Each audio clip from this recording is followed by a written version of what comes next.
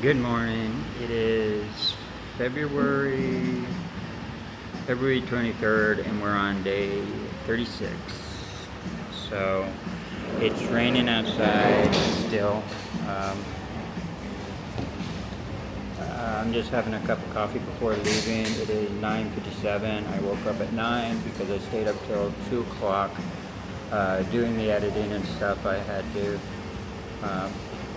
go back through and toy with the editing again because I messed up somewhere along the way.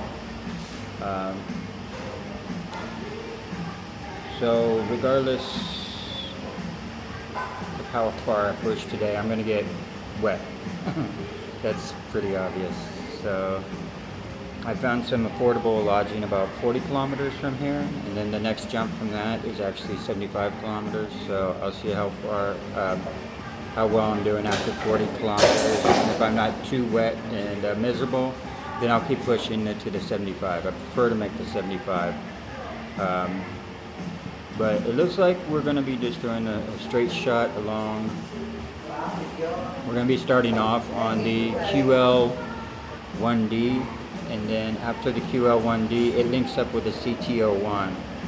And that's just going to take us all the way across the coastal route, all the way down to,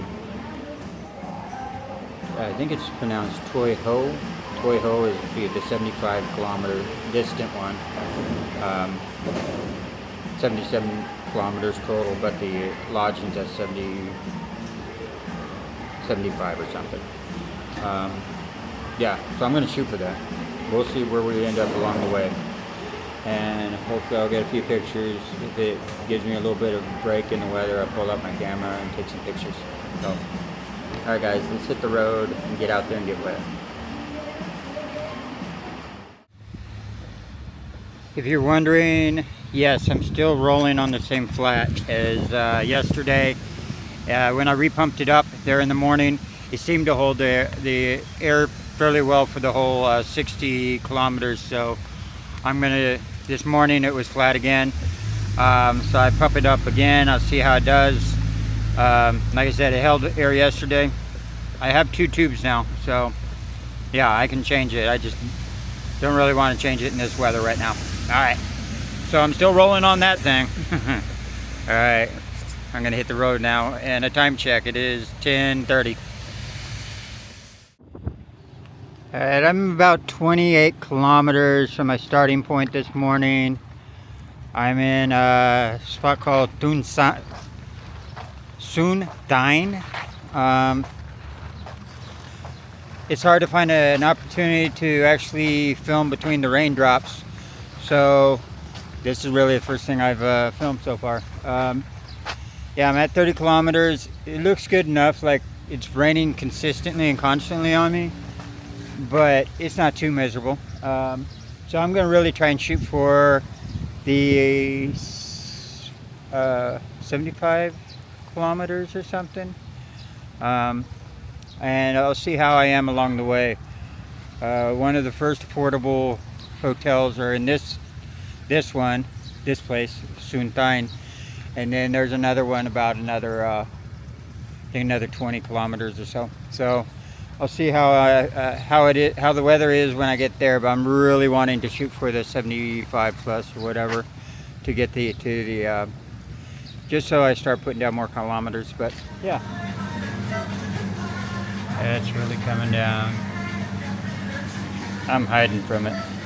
Decided to come into this convenience store, and as soon as I came in, it just started pouring. So I decided to have something to eat, just kind of kick back here. So, and see, maybe I'll have a break here in a minute. So, all right, yeah, very rainy today.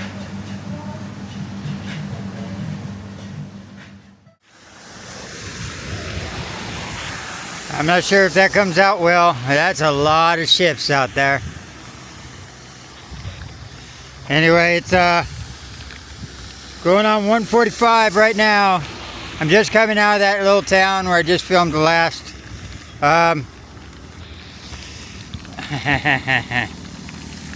And I just had to climb up this hill, and that's how I got the view. I'm I'm just gonna keep pedaling. Yeah, that spot that's only 17 kilometers from here, the next affordable accommodation, is starting to look nicer and nicer. So I'll see what's up when I get there. But yeah, it's just a nice view. I just have not ever seen so many ships. That goes all the way back too. I'll drop a pin of where this is and try and get you a name for it.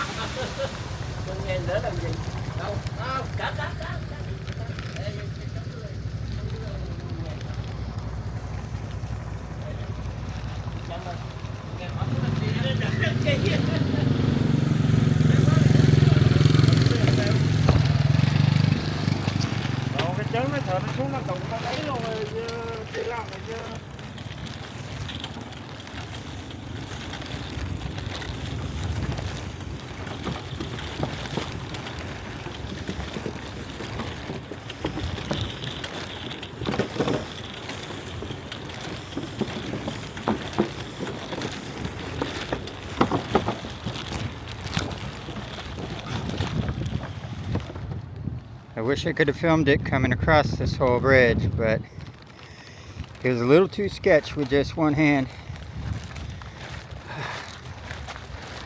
Bridge was only 6 dong, so 24 cents to get across.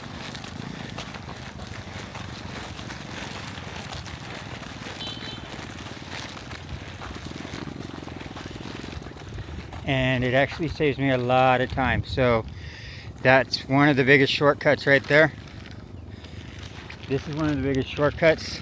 Otherwise I would have had to follow the CTO1 very far that way. And this is more of the coastal route right ahead of me. Where they're going. Goes through a small town and stuff like that. But if you're a car, you can't get across it. Just I wasn't even sure if I could get across it with a bicycle, but they were fine with it. Anyway, moving ahead, moving along.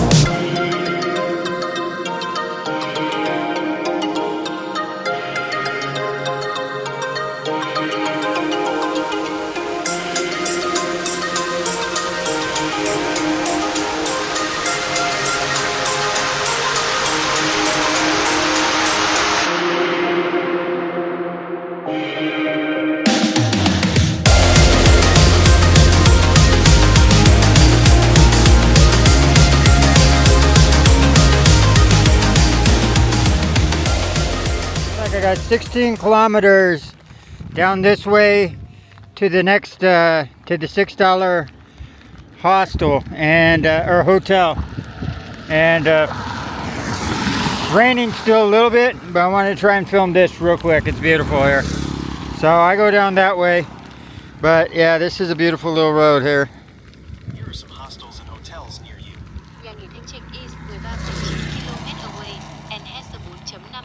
Guess my phone's listening to me. I made it to my hotel room.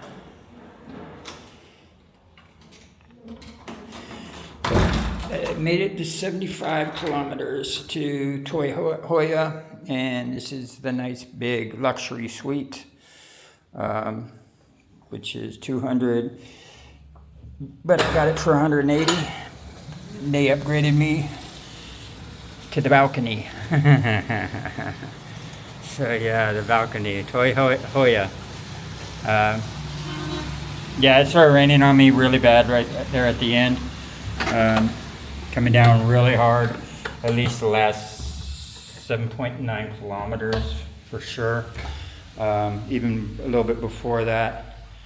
But you know, I got soaked. If you look at my bag, which is, my bag's in 2 plastic bags, and it was actually this time also in a rain fly, and it rained enough where it got through the plastic bags, through the rain fly, and my bag is soaked too. So I don't know how much stuff's on the inside is soaked. I'm soaked through my rain gear, which is more than just perspiration. But woohoo, I made it though. That's the main thing. I did my 75 kilometers, and yeah, I didn't film much because the 1 or 2 times I did film on that bridge, I almost ran into someone, and I could easily drop this off the bridge, just because that bridge was a little sketch. I mean, it was constructed good enough for, not for vehicles, but for scooters and whoever needed to get across. It was a cool bridge though. And the other time I took it out, water got into the little joystick on this thing. I'm like, I don't know how weatherproof it is. I know it's not waterproof. It's not like the 360 camera. So I'm kind of careful with it, because the last thing I would want to do is to have it short out on me and have $600 out the window. Go out the window on that one. But enough rambling. I'm going to jump in the shower. Let me give a time check so you know what time it is. It is 5:20, and it was getting really dark there at the end, but I'm not sure if that was because the heavy clouds that came in and just dumped down on me, or if it was because the sun was creeped behind the horizon, behind the clouds. But either way, it's a good day. It was a good day, even with all the rain coming down on me. It was a good day because I pushed through it, and I didn't really feel like it this morning, but I did it anyway. And yeah, it wasn't that bad of a day. I just got soaked. So anyway, I'm going to go ahead and sign off.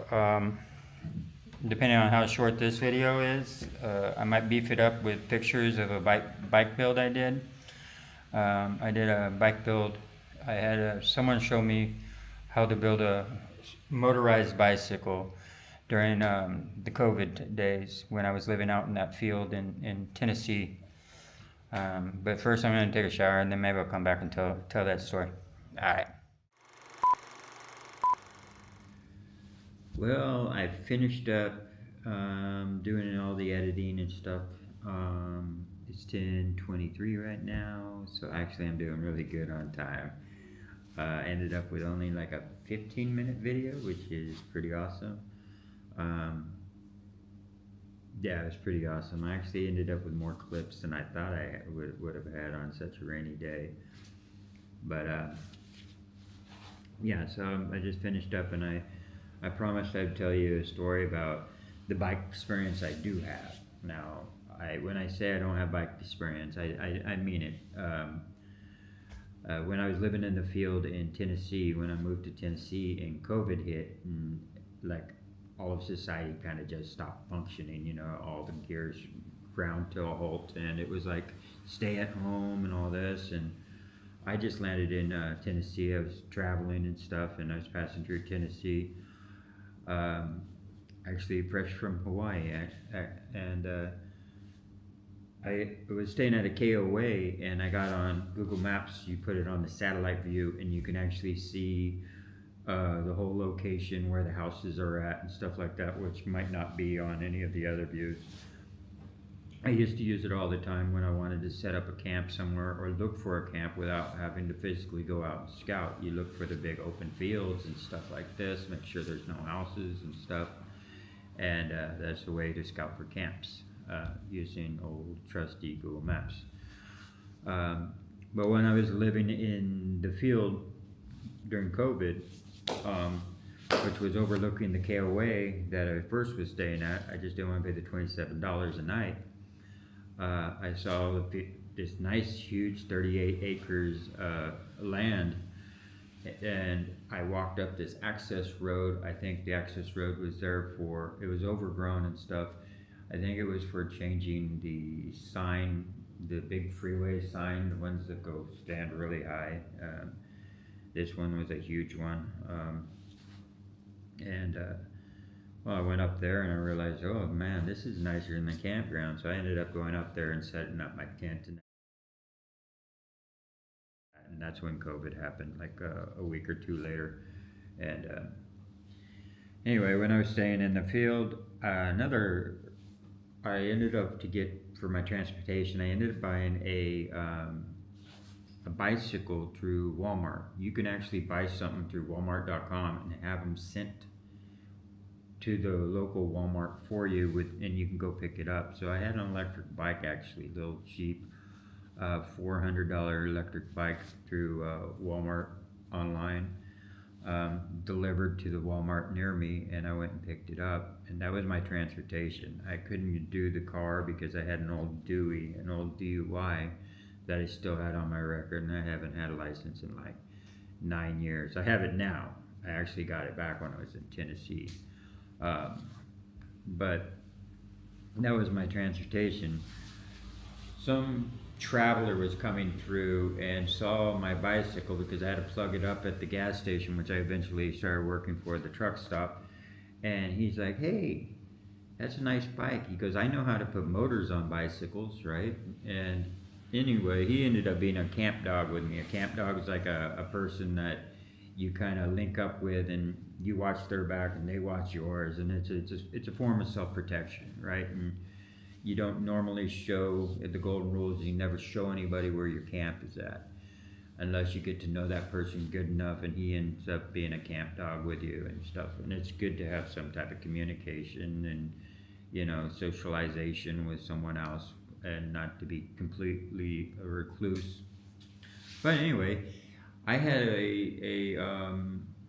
a post office box set up, you know, and I used to use my electric to go get grocery shopping and get my mail and stuff, and he showed me all the things I needed to order through the mail to basically build my own bicycle, motorized bicycle.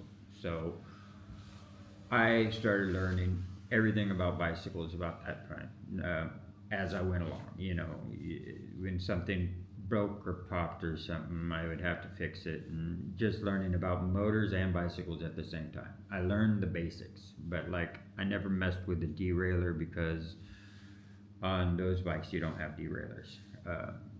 You're working with like fixed gears and stuff like that. But so I've had a little bit of that, and I'll cut in the videos on the few. I didn't take a lot of pictures of them, but I'll cut them into the videos of the first one I built, which cost me way too much money because it was a learning process. And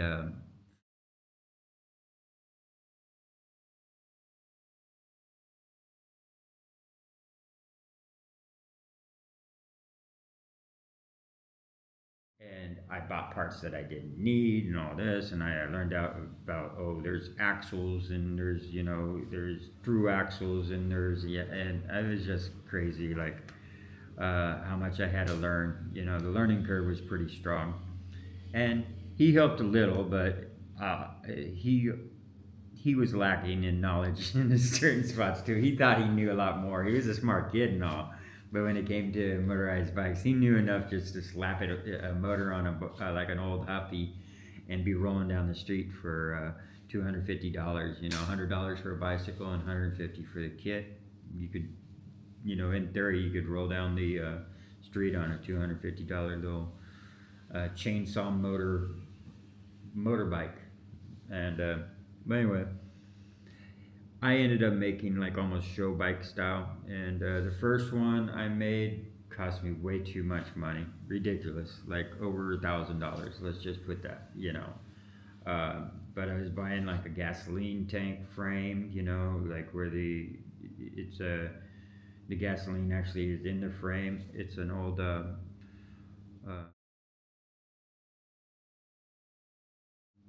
it's a repop of an old bicycle that they used to make look like a motorcycle, and someone says, hey, I bet you I can make that into a real gas tank instead of just a fake one. And yeah, but after the first one the engine mount was welded on, and where it was welded it cracked on the frame, so I had to get a new frame, and I just basically switched the parts over, and the second one turned out to be a lot more pretty and stuff like that.